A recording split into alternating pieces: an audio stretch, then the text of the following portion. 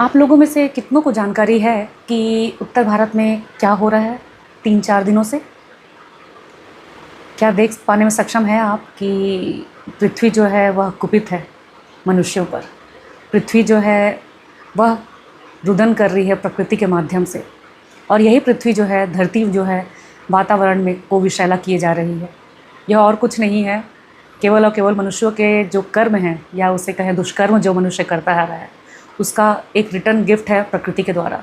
क्या इस संदेश को आप ले पा रहे हैं, देख पा रहे हैं? जो अपने आप को सनातनी कहते हैं और कहते हैं कि वह प्रकृति को माँ कहते हैं, इसका आप ध्यान रखेंगे, ध्यान देंगे तो समझ में आ जाएगा आपको कि जिन जिन को उन्होंने माँ का संबोधन दिया, उनका सिर्फ़ और सिर्फ उन्होंने दोहन किया।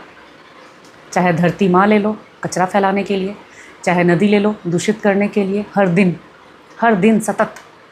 चाहे आप वृक्ष ले लो, चाहे आप गाय ले लो, काट रहे हैं, मार रहे हैं, और दूध के लिए उसका रोज़ का रोज़ प्रतिदिन बलात्कार कर रहे हैं। जिन जिनको आपने माँ कहा है उनका सिर्फ दोहन किया है।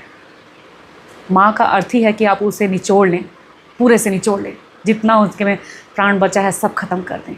किंतु यह प्रकृति है, आपके माँ कह देने से नहीं हो जाएगा। आपको क्षमा करती आ रही है, परंतु कितना?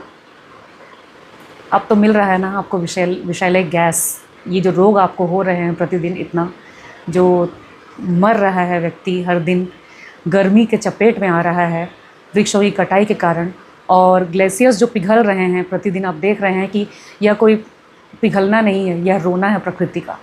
और इस रुदन को यदि आप नहीं देख पा रहे हैं और अभी से ही नहीं सुधरते हैं, मनुष्यों ने अनजाने में तो बहुत पाप कर दिए, बहुत दुष्कर्म ऐसे कर दिए जिसका परिणाम उनको भुगतना होता है फिर भी से। किंतु जब जानबूझ करके किया जाए वह दुष्कर्म, तब समझ जाइए कि उसके लिए आपको कहीं से कोई क्षमा नहीं होगी। आप क्या करेंगे, कैसे जिएंगे? बच्चे पे बच्चे आप जन्म देते रहिए, आप जी करके निकल लेंगे, लेकिन उनके लिए क्या भविष्य छोड़कर जा रहे हैं, इसका आपको ज़रा भी भान है?